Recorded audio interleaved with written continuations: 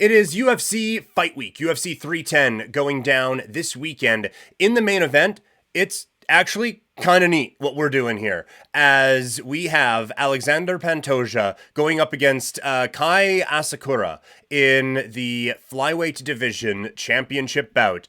I think this is really, really cool what we are about to see here this weekend. I think that you have it's a situation we don't get a whole lot. You have a breakout international star from another promotion. We haven't really had this in a really long time from the Ultimate Fighting Championship, and to get him in a title fight right away, it's really interesting. And look, it's not what it could have been if it was Pride or even Dream from back in the day, but it still is a bit of a geek out moment for hardcore MMA fans. This is the type of fight that can kind of liven up a division, and I think we can probably all agree that the division needs a bit of livening right now, as it was on life support for a really long time, and honestly probably isn't that far away from it still. But it's also been dominated by rematches, and even if Pantoja wins this fight, it feels like we get a rematch coming up next. So this is the fresh matchup that this division needs. And for Pantoja, it's an opportunity to kind of grab the spotlight. He is in a pay-per-view main event to close out the year. He has been on a great run, but still doesn't really get a whole lot of buzz. It feels like around Pantoja, more fighters are excited about, or more fight fans, are excited about what he could be, and not who he could be facing, and not necessarily what he could be. He just kind of goes out, does his thing, wins by decision, and everyone moves on. In his kind of title era of his career, it's 2 rematches and a fight against Steve Erceg, who is kind of felt like a mandatory challenger here for him. So now, coming out with a fresh opponent who's never fought even in the UFC before, this is a chance to really freshen things up for him and provide a bit of life for Pantoja, who's been on an amazing run, but still doesn't really feel like he has a whole lot of that buzz behind him. On the Asakura side, this is his moment. We haven't really seen the UFC hype train really get rolling yet, although you definitely get a sense that it is starting to here this week.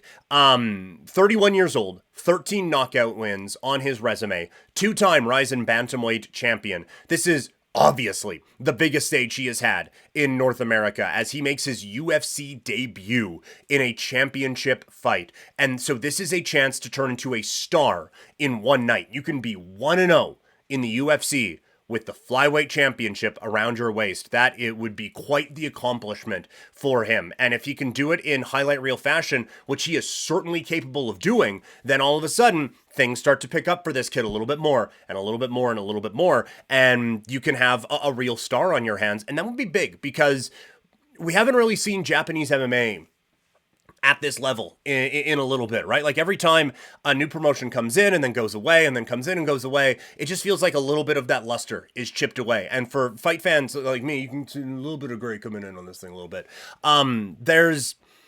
This was such a big part of the development of mixed martial arts, was Japanese MMA, with Pride back in the day, and the rivalry that existed. And honestly, there was a stretch where Pride was the undisputed champion of mixed martial arts, and then all of that goes away, and we'll probably have another Pride situation again, which for a number of reasons is actually a good thing, but for a number of reasons is a little bit unfortunate.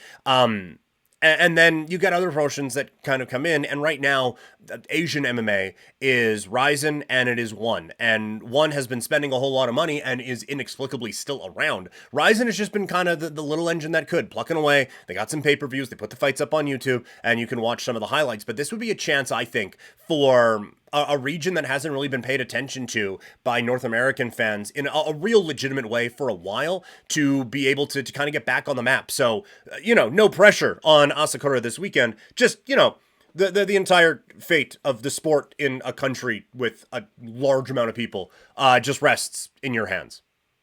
No pressure. Co-main event, this is really fun. It features two undefeated prospects in a title eliminator. You have Shavkat Rakhmonov looking to stay hot and continue to solidify his status as the next one against Ian Machado Garry, who is also in that next one category. This definitely feels a little bit like John Jones against Ryan Bader back at UFC 126 when John Jones really burst onto the scene, because it feels like the winner gets a title shot here, and this is a gigantic opportunity for both of these fighters. For Rakhmonov, it is just another opportunity to show that he is that guy and just add another very impressive name to his resume as he works his way toward a title. For Garry, it feels like that momentum stalled for him a little bit, but it has worked back now, and a win here, and all of a sudden, that hype train back up to 1,000 behind this guy again, and he picks it up in a region that really needs some good headlines for MMA these days. So a very, very intriguing fight coming up in the welterweight division here at UFC 310.